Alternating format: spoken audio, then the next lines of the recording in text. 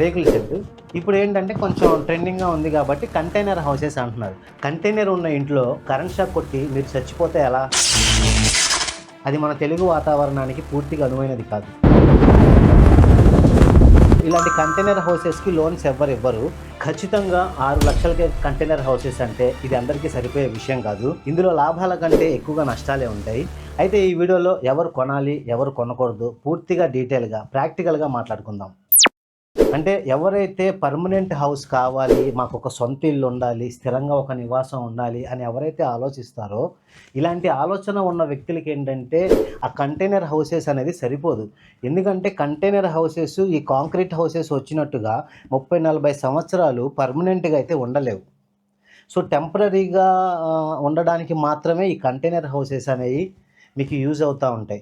ఇక రెండోది, బయట ఎండాకాలంలో మీకు ఎండలు బాగా మండాయనుకోండి, ఇదంతా ఏంటంటే ఈ ఐరన్ది కంటైనర్ మొత్తం ఐరన్తో తయారు చేయబడింది కాబట్టి ఈ ఐరన్ మొత్తం హీట్ ఎక్కి ఒక ఓవెన్లో మీరు ఉడుకుతూ ఉంటారు లోపల. సో అక్కడ ఏంటంటే మీరు ఏసీ పెట్టించుకున్నా సరే ఏసీ వల్ల కరెంటు బిల్ ఎక్కువ వస్తుంది. ఆ ఏసీ కూడా మీకు సరిపోదు. ఒకవేళ వర్షం పడితే ఆ కంటైనర్ మీద వాటర్ చినుకు పడినప్పుడు సౌండ్ వస్తూ ఉంటుంది. ఇంట్లో మీరు ఫోన్ మాట్లాడలేరు, ప్రశాంతంగా టీవీ చూడలేరు, నైట్ టైం నిద్రపోలేరు.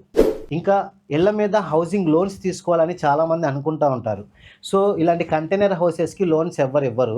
మీకు ఒకవేళ లోన్ కావాలంటే బయట ఎక్కువ వడ్డీకి తెచ్చుకోవాలి. ఇలా కూడా మీకు నష్టమే. ఇంకా ఫైనల్గా ఎవరైనా సరే సెకండ్ హ్యాండ్లో మీ ఇల్లుని అమ్మాలి అంటే సెకండ్ హ్యాండ్లో ఈ కంటైనర్ కొనడానికి ఎవరు ముందుకు రారు. సో రీసేల్ కూడా ఉండదు. సో ఈ విషయాలు ఎవరైనా సరే కొనే ముందు చాలా జాగ్రత్తగా ఆలోచించి నిర్ణయం తీసుకోండి. అసలు ముందు చిన్న ఇల్లు కొనాలి అనే ఆలోచన ఎక్కడొస్తుంది అంటే డబ్బులు లేకపోవడం వల్లే వస్తుంది. ఎందుకంటే మీరు ఎప్పటి నుంచో ఇల్లు కొందామని డబ్బు దాస్తా ఉంటారు. సో మామూలుగా బయట ఒక 30 లక్షలు 20 లక్షల్లో చిన్న చిన్న ఇల్లులు వస్తూ ఉంటాయి. అయితే ఈ 20 లక్షలు పోగు చేయలేరు. సో ఒక 10 లక్షల దాకా 15 లక్షలు పోగు చేసుకొని ఉంటారు. సో ఈ 6 లక్షల్లో మనకి ఇల్లు వస్తుంది కదా, మిగతా డబ్బుతో ఏదైనా బంగారం ఏదైనా కొనుక్కోవాలి అనే ఆలోచన కలిగి అంటే అంటే అలా ఆలోచన వస్తూ ఉంటుంది. సో డబ్బు లేకపోవడం వల్ల మైండ్ ఏంటంటే కొంచెం అప్సెట్ అయ్యి దానికి నచ్చిన విధంగా అది ఆలోచించుకొని ఊహించుకుంటూ ఉంటుంది. సో అక్కడ మీకు స్టార్ట్ అయ్యింది ఇది. అంటే తక్కువలో ఇల్లు వస్తుంది కదా, మనం కొనుక్కోవచ్చు, 6 లక్షలకి అన్నీ వచ్చేస్తున్నాయి కదా అని మీరు అనుకుంటున్నారు.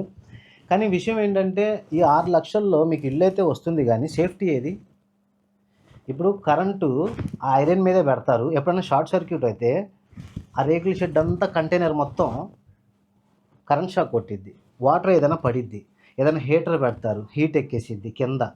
ఆ వాటర్లో అదంతా ఏంటంటే మీకు తెలియకుండా ప్రమాదాన్ని కొని తెచ్చుకోవటమే. ఎవరైతే కంటైనర్స్ తయారు చేస్తున్నారో వాళ్ళది ఎలాంటి తప్పు లేదు. ఎందుకంటే వాళ్ళది బిజినెస్.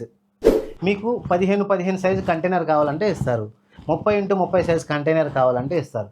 వాళ్ళ పని ఏంటి అంటే కరెక్ట్గా తయారు చేసి కస్టమర్లకు ఇవ్వడమే. మీ లైఫ్ మీ జీవితం మీద డిపెండ్ అయి ఉంటుంది. అంటే మీరు తీసుకునే నిర్ణయం వల్లనే ఇది డిపెండ్ అయి ఉంటుంది. అంతేగాని కంపెనీది కానీ లేకపోతే ఈ షెడ్యూల్ తయారు చేసే వాళ్ళది కానీ ఎలాంటి సంబంధం లేదు. గతంలో మనకి ఏమనేవాళ్ళు అంటే రేకుల షెడ్ అనేవాళ్ళు. రేకుల షెడ్ ఇప్పుడు ఏంటంటే కొంచెం ట్రెండింగ్గా ఉంది కాబట్టి కంటైనర్ హౌసెస్ అంటున్నారు. సో కంటైనర్ హౌసెస్ అది వేరండి ఇది వేరండి అని అంటారు. అది కంటైనర్ హౌసెస్కి మీరు వేసేది ఐరనే, ఈ హౌసెస్కి వేసేది ఐరనే. సో ఏదైనా బాక్స్ ఐరన్తోనే వస్తుంది. ఎండలో పెడితే ఏదైనా సరే వేడెక్కిద్ది. సో ఆ వేడిలో మీరు ఉండగలుగుతున్నారా, ఉండలేకపోతున్నారా, అసలు ఏంటి, అసలు ఇది కొనాలా వద్దా?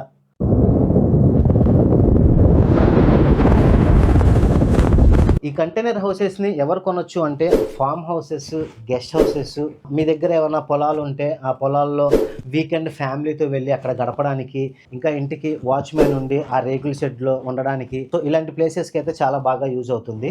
ఇది టెంపరరీ ఆఫీస్ లాగా కూడా ఉపయోగపడుతుంది. అంటే కన్స్ట్రక్షన్ సైట్స్లలో కానీ లేకపోతే రియల్ ఎస్టేట్ సైట్స్లో కానీ చిన్న ఆఫీస్ లాగా ఉండి అక్కడ వర్క్స్ అన్ని చూసుకోవడానికి చాలా బాగుంటుంది. ఇంకా మొబైల్ బిజినెస్ చేసేవారికి కేఫ్స్, జిమ్, బ్యూటీ పార్లర్ ఇలా చిన్న చిన్న బిజినెస్ ఎవరైనా స్టార్ట్ చేద్దాం అనుకుంటే వాళ్ళకి ఇది చక్కగా సెట్ అవుతుంది. ఎందుకంటే ఎప్పుడైనా సరే వద్దు అనుకుంటే ఆ కంటైనర్ని ఒక దగ్గర నుంచి ఇంకో దగ్గరికి ప్లేసులు మార్చుకుంటూ వెళ్ళొచ్చు. జనాలు కేవలం తక్కువ ధర చూసి మోసపోతున్నారు.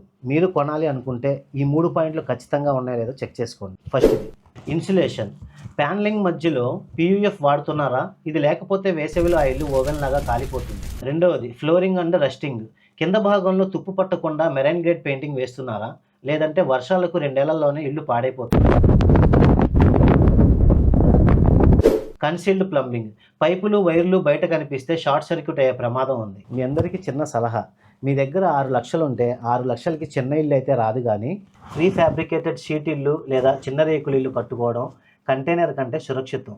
కంటైనర్ ఇల్లు అనేది కేవలం ఒక స్టైలిష్ ఆప్షన్ మాత్రమే తప్ప అది మన తెలుగు వాతావరణానికి పూర్తిగా అనువైనది కాదు. మీరు ఒకవేళ అడ్వాన్స్ కట్టే ఆలోచనలో ఉంటే ఆ కంపెనీకి సంబంధించిన రియల్ ఫోటోలు లేదా వాళ్ళు కట్టిన చోటుకి వెళ్ళి చూసే వరకు ₹1 కూడా కట్టకండి. మా వీడియో నచ్చితే లైక్ చేయండి, షేర్ చేయండి.